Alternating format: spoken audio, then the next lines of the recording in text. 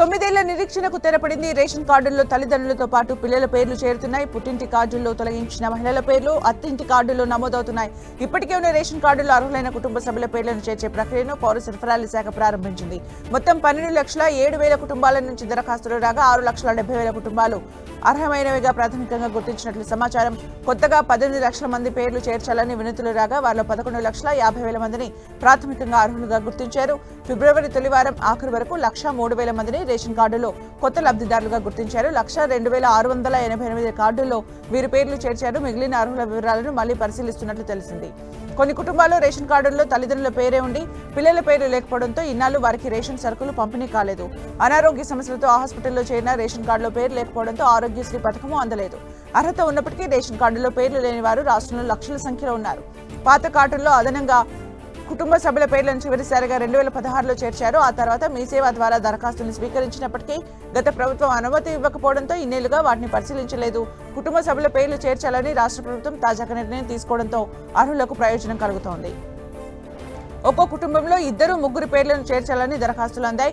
అయితే కొత్తగా చేర్చిన లబ్ధిదారుల సంఖ్యను పరిశీలిస్తే ప్రస్తుతానికి సగటున ఒక్కొక్కరిని లబ్ధిదారుగా చేర్చినట్లు తెలుస్తోంది. అదనంగా 1,03,000 మందికి రేషన్ ఇవ్వడం వల్ల ప్రభుత్వంపై ఏడాదికి 31,36,00,000 భారం పడుతుందని పౌర సరఫరాల శాఖ అధికారుల అంచనా.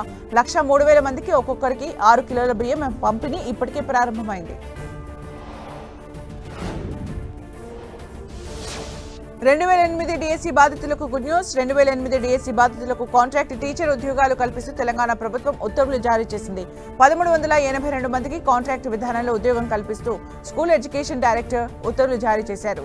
వీరి కాంట్రాక్ట్ విధానంలో ప్రతి నెల 31,040 రూపాయల వేతనంతో నియమించనున్నట్లుగా ఉత్తర్వుల్లో పేర్కొన్నారు. వీరి సర్వీస్ ప్రతి సంవత్సరం విద్యా సంవత్సరం చివరి రోజున ముగిసి తదుపరి విద్యా సంవత్సరం ప్రారంభం నుంచి విద్యాశాఖ అవసరాలకు అనుగుణంగా నియామకం చేసుకుంటారు.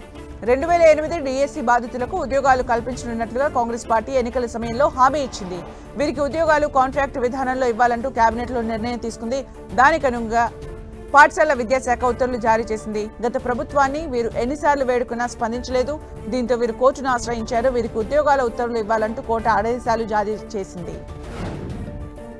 రైతులకు కేంద్ర ప్రభుత్వం గుడ్ న్యూస్ చెప్పింది. 19వ విడత పీఎం కిసాన్ నిధుల విడుదల తేదీని ఖరారు చేసింది. ఈ నెల 24వ తేదీన రైతుల ఖాతాల్లో పీఎం కిసాన్ నిధులు జమ చేస్తామని తెలిపింది. ఈ నెల 24వ తేదీన ప్రధాని మోదీ బీహార్లోని భగల్పూర్లో పర్యటించనున్నారు. ఈ సందర్భంగా ప్రత్యక్ష నగదు బదిలీ పద్ధతిలో పీఎం కిసాన్ నిధులు విడుదల చేస్తారని కేంద్ర ప్రభుత్వ అధికారులు తెలిపారు. పీఎం కిసాన్ నిధుల కోసం ఎదురు చూస్తున్న రైతులకు ఇది ఒక శుభవార్త అనే చెప్పాలి. దేశంలో చిన్న సన్నకారు రైతులకు ఆర్థిక సహాయం చేయడం కోసం 2018లో ప్రధానమంత్రి కిసాన్ సమ్మాన్ నిధి పథకాన్ని ప్రారంభించింది. ఈ స్కీమ్ కింద అర్హులైన ప్రతి రైతుకు 2,000 చొప్పున మొత్తం 3 విడతల్లో ఏడాదికి 6,000 రూపాయల ఆర్థిక సహాయం అందజేస్తోంది. ప్రత్యక్ష నగదు బదిలీ పద్ధతిలో రైతులకు ఖాతాల్లో కేంద్రం నిధులు జమ చేస్తోంది. ఇందులో భాగంగానే 2024 అక్టోబర్ 5న 18వ విడత పీఎం కిసాన్ నిధుల్ని రైతుల అకౌంట్లో జమ చేసింది. ఈ నెల 24న 19వ విడత నిధుల్ని రైతుల అకౌంట్లో వేయనుంది. యాపిల్ ఐఫోన్ అభిమానులకు ఐపీఎల్ సంస్థ CEO Tim Cook good news చెప్పారు. యాపిల్ ఫోన్ కొనుగోలుదారులు ఎంతో ఆసక్తిగా ఎదురుచూస్తున్న ఐఫోన్ SE 4ను ఈ నెల 19న లాంచ్ చేయనున్నట్లు ప్రకటించారు. వెండి వర్ణంలో మెరిసిపోతున్న యాపిల్ లోగోను కుక్ షేర్ చేశారు. ఈ కొత్త యాపిల్ ఫోన్ SE సిరీస్లో 4వ ఐఫోన్. 2022 మోడల్ ఐఫోన్ SE 3 తర్వాత వస్తున్న ఈ కొత్త రకం మోడల్ SE 4 చాలా మంచి డిజైన్ స్పెసిఫికేషన్స్, కొత్త ఫీచర్స్ అప్గ్రేడ్లతో వస్తోందని సమాచారం. యాపిల్ ఐఫోన్ SE 4 సరికొత్త ఆకర్షణీయ రూపంలో ఐఫోన్ 14 తరహాలో యాపిల్ ఇంటెలిజెన్స్ ఆధారిత సెలెక్టివ్ AI ఫీచర్లతో వస్తోందని తెలుస్తోంది. ఐఫోన్ SE 4 భారత్, చైనా వంటి పెద్ద దేశాల మార్కెట్లో లక్ష్యంగా చేసుకుని వస్తున్న బడ్జెట్ ఫోన్గా నిపుణులు చెబుతున్నారు. Apple iPhone SE 4 phone Google, Samsung mid range smart ఫోన్ల మార్కెట్కు పోటీగా ఉండవచ్చంటున్నారు. ఐఫోన్ SE 4 ధర మన దేశంలో 50,000 వరకు ఉండొచ్చని అంచనా వేస్తున్నారు. ఎట్టకేలకు ప్రభుత్వ టెలికాం రంగ సంస్థ BSNL లాభాల బాట పట్టింది. 17 ఏళ్ల తర్వాత ఆ సంస్థ లాభాలు ఆర్జించింది.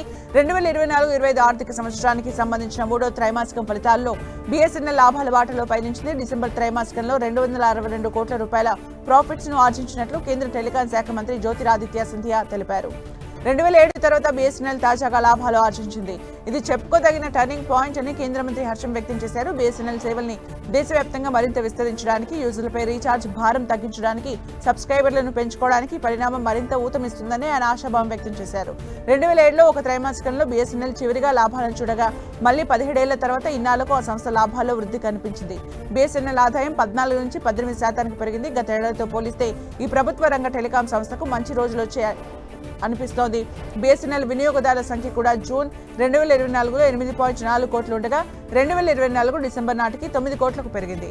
అయితే ఇతర టెలికాం కంపెనీల సేవలతో పోల్చుకుంటే హైస్పీడ్ డేటాను అందించే విషయంలో ఇప్పటికీ BSNL వెనుకబడి ఉంది. అందుకే ఆ సంస్థ ఆ దిశగా సేవల్ని మెరుగుపరుచుకునేందుకు దృష్టి పెట్టింది. 1,00,000 4G టవర్లను దేశవ్యాప్తంగా ఏర్పాటు చేసే దిశగా దూసుకెళ్తోంది. 2025 జూన్ నాటికి BSNL 4G టవర్స్ అన్ని యాక్టివ్ సేవల్ని అందించే విధంగా ప్రభుత్వం ముందుకెళ్తోందని కేంద్ర మంత్రి జ్యోతిరాదిత్య సింధియా తెలిపారు.